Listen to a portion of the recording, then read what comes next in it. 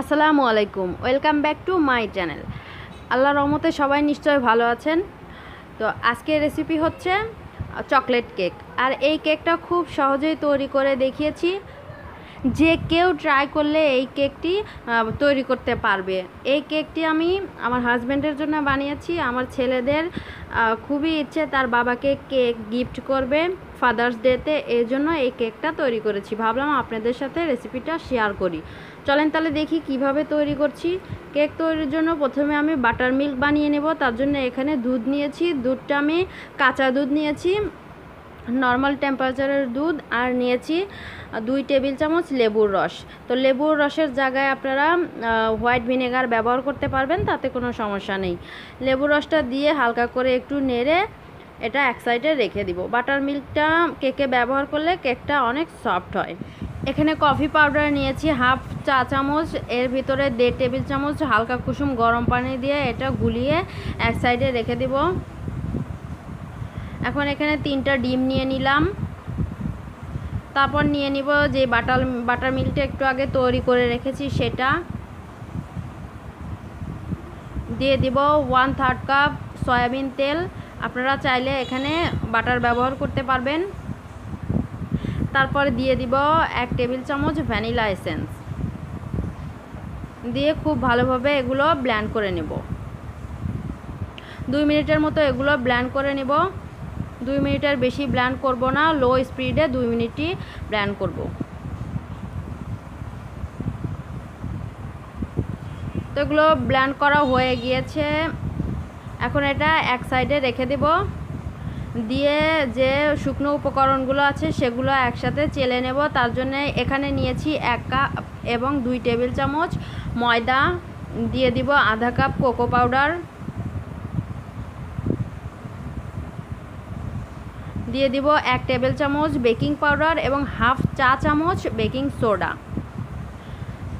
দিয়ে দিব 1 কাপ চিনি ব্লেন্ড করে নিয়েছি সেটা। এখানে আপনারা গুঁড়ো চিনিটা ব্যবহার করার চেষ্টা করবেন। আমি এখানে না, আমি বলছি সব কেকে আপনারা গুঁড়ো চিনিটা ব্যবহার করার চেষ্টা করবেন, তাহলে কেকটা ভালো হবে। কারণ চিনি আমরা যদি আস্তে ব্যবহার করি তাহলে হয় কি, চিনি না গলার কারণে, ধরেন সময়ের কারণে চিনিটা গললো না, বা আমরা তাড়াতাড়ি করে কেকের ব্যাটারটা তৈরি করলাম, তখন কি হয়, কেকটা যখন বানানোর পর ঠান্ডা হয়ে যায় তখন সেটা শক্ত হয়ে যায়।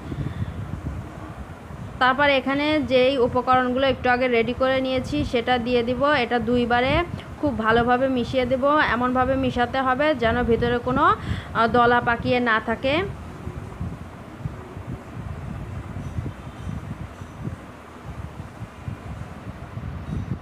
আর এই মেশানোর কাজটা আপনারা চাইলে হ্যান্ড ব্লেন্ডার দিয়েও মিশিয়ে নিতে পারেন, তবে 2 মিনিটের বেশি ব্লেন্ড করা যাবে না। তারপর এখানে দিয়ে দিব যে কফিটা গুলে রেখেছিলাম সেটা দিয়ে আবার খুব ভালোভাবে মিশিয়ে নেব।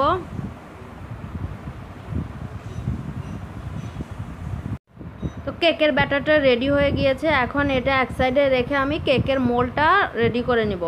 এখানে আমি একটা কেক মোল্ড নিয়েছি, আর নিচে তেল ব্রাশ করে তার উপরে কাগজ দিয়ে দিয়েছি। এখানে আমি কোনো বাটার পেপার ব্যবহার করিনি, শুধু নর্মাল কাগজ দিয়ে নিয়েছি।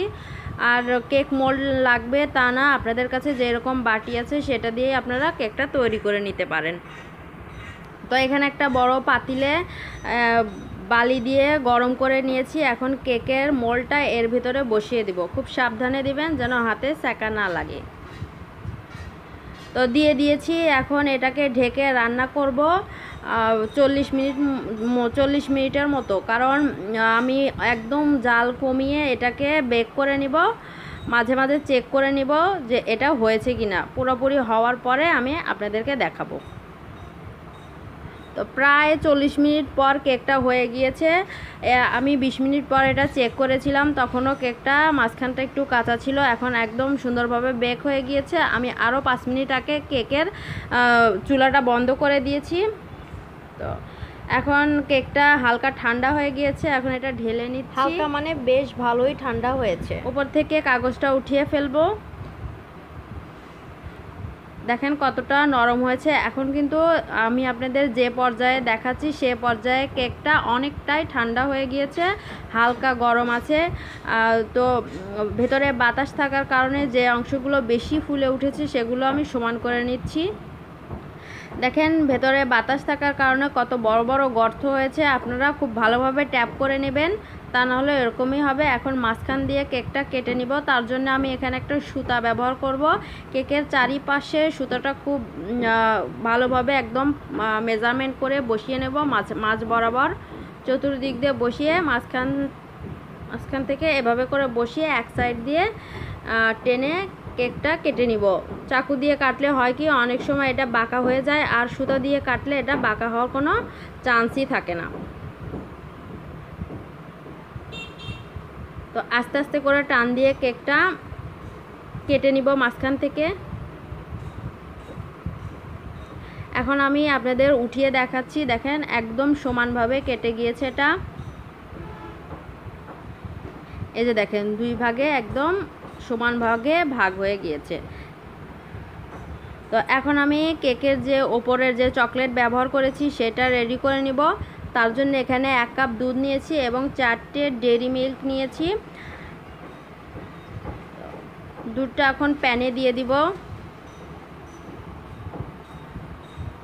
দিয়ে এখানে দিয়ে দিব 2 টেবিল চামচ কোকো পাউডার,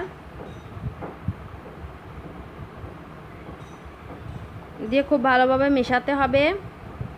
মেশানোর কাজটা কিন্তু ছেলে করছে, কারণ বাবাকে সে গিফট দেবে কেকটা, এজন্য তারও কাজ করতে হবে। তো এখানে 1 চা চামচ আমি কর্নফ্লাওয়ার দিয়ে দিলাম। কর্নফ্লাওয়ারের বদলে আপনারা এখানে ময়দাও ব্যবহার করতে পারেন। সাথে দিয়ে দিলাম 2 চা চামচ চিনি, দিয়ে খুব ভালোভাবে এটা মেশাতে হবে। তারপর এখন এটা চুলায় দিয়ে দিব। তো চুলায় দেওয়ার আগে এটা খুব ভালোভাবে মিশিয়ে নিয়েছি, এটাতে কোনো রকমের দলা ছিল না। এখন অপেক্ষা করব বলক আসার। জালটা কিন্তু মিডিয়ামেই থাকবে।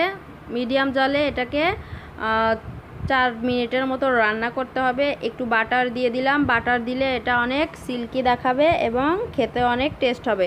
তো ক্রিমটাতে দেখেন বলক চলে এসেছে। বলক আসার পর এটাকে 2-3 মিনিটের মতো রান্না করব।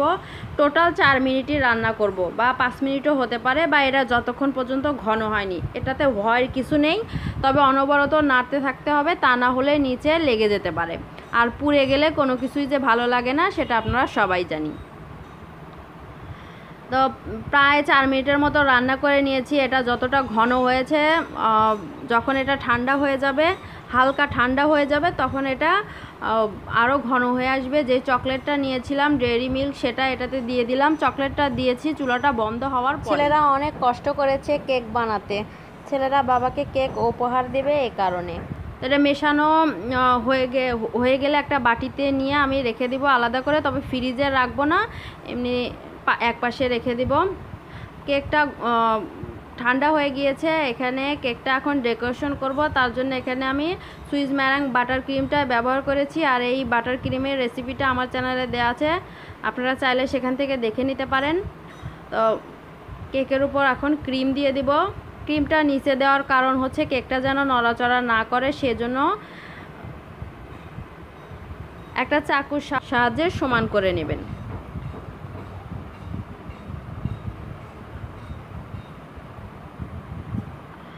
তো পুরোটাতে দিয়ে দিয়েছি ক্রিম, ওপর দিয়ে আবার কেকটা দিয়ে দিব। এই ওপরের কেকটা হচ্ছে নিচের দিকের কেকের অংশটা, তাহলে আর কি ওপরের দিকটা সমান হয়, এজন্য দিয়ে দিলাম। এখন যেই সিরাপটা তৈরি করে রেখেছিলাম চকলেটের, সেটা এর ওপর দিয়ে দিব। এটা কিন্তু এখনও গরম আছে, মনে হয় আপনারা দেখতে পাচ্ছেন এটা থেকে ভাপ বের হচ্ছে, কারণ এটা বেশি ঠান্ডা করা যাবে না, তা না হলে এটা জমে যাবে, তখন আর কেকের উপর দেয়া যাবে না। তো এটা সমান করে নেব। একটা লেয়ার দিয়েছি, এখন আমি এর ওপরে আরও একটা লেয়ার দিয়ে দিব, দিয়ে এটাও সমান করে নেব। সাইড